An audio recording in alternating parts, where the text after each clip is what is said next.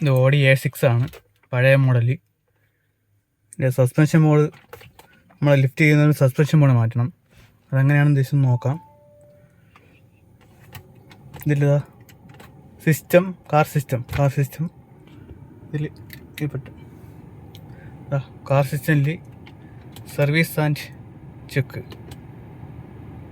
ഇതിൽ air suspension wheel change അതിപ്പം ഓഫായാണ് കിടക്കണം. അത് ഓൺ ചെയ്യണമെങ്കിൽ ടിക്ക് ഉണ്ട്. പുതിയ മോഡലാണെങ്കിൽ ഓണും ഓഫൊന്നും കാണിച്ച് ചെയ്യും. ഇത് പഴയ മോഡലാണ്, അതുകൊണ്ട് ടിക്കാണ്. ലിഫ്റ്റ് ചെയ്യുന്നതിന് മുമ്പ് ഈ ടിക്ക് ഇട്ടതിന് ശേഷമാണ് വണ്ടി ലിഫ്റ്റ് ചെയ്യേണ്ടത്. തിരിച്ചിറക്കി രണ്ടും കണ്ടീഷൻ ആക്കുമ്പോൾ അത് തിരിച്ച് ഓഫ് ചെയ്തേക്കണം.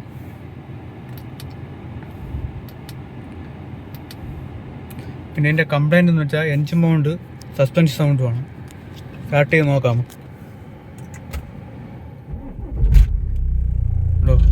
ഇതിൻ്റെ വൈബ്രേഷൻ കണ്ടോ? എൻജിൻ മൗണ്ട് പോയി വൈബ്രേറ്റ് ചെയ്യണം, എൻജിൻ വൈബ്രേറ്റ് ചെയ്യണമെന്ന സൗണ്ട് വ്യത്യാസം. ഇതിന് സസ്പെൻഷൻ സൗണ്ട് ഉണ്ട്. അതിൻ്റെ ആമും ബോൾ ജോയിൻ്റൊക്കെ കംപ്ലൈൻ്റ് ഉണ്ട്, അതും കൂടെ മാറണം. നമുക്ക് ഇളക്കിയിട്ട് ബാക്കി നോക്കാം. വേറെ വല്ല കംപ്ലൈൻ്റ് ഉണ്ടോ മാറിയിട്ടുണ്ടോ?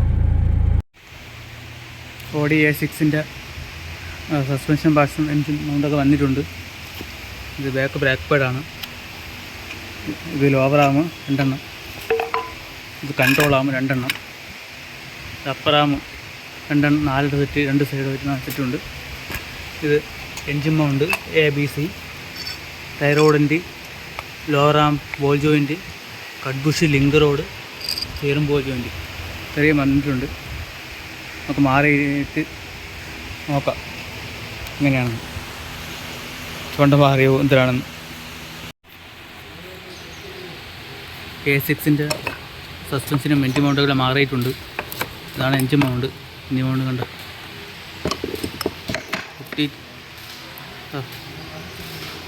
പൊട്ടിപ്പോയിട്ടുണ്ട്.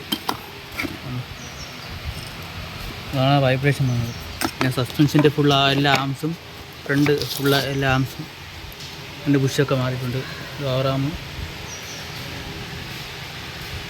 ഒക്കെ ബുഷ് കട്ടായിട്ടുണ്ട്. ഇനി നമുക്ക് സ്റ്റാർട്ട് ചെയ്ത് വണ്ടി സൗണ്ട് ഉണ്ടോ എല്ലാം നോക്കാം. A6-ൻ്റെ വർക്കെല്ലാം കഴിഞ്ഞിട്ടുണ്ട്. നമുക്ക് സ്റ്റാർട്ട് ചെയ്ത് നോക്കാം.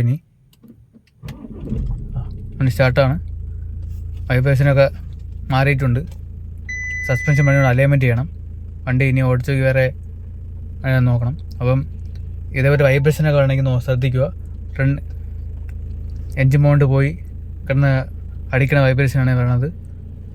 എത്രയും പെട്ടെന്ന് അത് മാറാൻ നല്ലത്. അതേപോലെ സസ്പെൻഷൻ പണിയത് ആണെങ്കിൽ പെട്ടെന്ന് ചെയ്യുക. സസ്പെൻഷൻ പുഷൊക്കെ ലോവർ ആമിൻ്റെ പുഷുകൾ പോയി കഴിഞ്ഞാൽ ഇതൊക്കെ വീലൊക്കെ വെട്ടിത്തരാൻ ചാൻസ് കൂടുതലാണ്. അതുകൊണ്ട് എത്രയും പെട്ടെന്ന് ശ്രദ്ധിച്ചത് ചെയ്യുക. കറക്റ്റ് പീരിയോഡ് സർവീസ് മെയിൻ്റെനൻസൊക്കെ നോക്കുക.